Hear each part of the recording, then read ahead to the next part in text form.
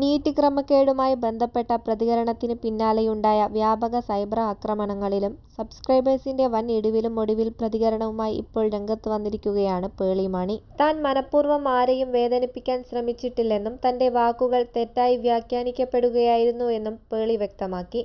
മുതിർന്ന സംവിധായകൻ സി.ബി. മലയിലിനെ അധിക്ഷേപിച്ചു എന്ന പ്രചാരണത്തിൽ വലിയ വിഷമമുണ്ടെന്നും തന്നെ വിമർശിച്ച മറ്റൊരു വ്യക്തിയോട് നടത്തിയ പരാമർശത്തിൽ മാപ്പ് ചോദിക്കുന്നുവെന്നും താരം തന്റെ പുതിയ വീഡിയോയിലൂടെ അറിയിച്ചു. നീറ്റ് പ്രക്ഷോഭത്തിനിടെ വിദ്യാർത്ഥികൾ സ്വന്തം ജീവൻ അപകടത്തിലാക്കരുതെന്നും സുരക്ഷിതമായി വീട്ടിലേക്ക് മടങ്ങണമെന്നും അഭ്യർത്ഥിച്ചുകൊണ്ട് പേളി പങ്കുവച്ച പോസ്റ്റാണ് വലിയ വിവാദങ്ങൾക്ക് വഴിവെച്ചത്. വിവാദത്തിൽ പേളി വ്യക്തത വരുത്തി. തന്റെ വാക്കുകൾ ഇത്രയധികം നെഗറ്റീവായി വ്യാഖ്യാനിക്കപ്പെടുമെന്ന് സ്വപ്നത്തിൽ പോലും കരുതിയില്ല. അടിയും ചോരയും കണ്ട് ഭയന്നാണ് വിദ്യാർത്ഥികളോട് വീട്ടിൽ പോകാൻ പറഞ്ഞത്. അതിനെ തെറ്റായ രീതിയിൽ ചിത്രീകരിച്ചപ്പോൾ വല്ലാതെ ഹേർട്ടായി. അങ്ങനെയാണ് തെറ്റായ ഒരു സ്റ്റോറി പങ്കുവച്ചതും നിമിഷങ്ങൾക്കകം അത് ഡിലീറ്റ് ചെയ്തതും. വിമർശിച്ച വ്യക്തിയെ പരാജയപ്പെട്ട സംവിധായകൻ എന്ന് വിളിക്കാൻ പാടില്ലായിരുന്നു. അതിന് മാപ്പ് ചോദിക്കുന്നു. തെറ്റുകൾ തിരുത്തി മെച്ചപ്പെട്ട മനുഷ്യനാകാൻ ശ്രമിക്കുമെന്നും പേളി കൂട്ടിച്ചേർത്തു.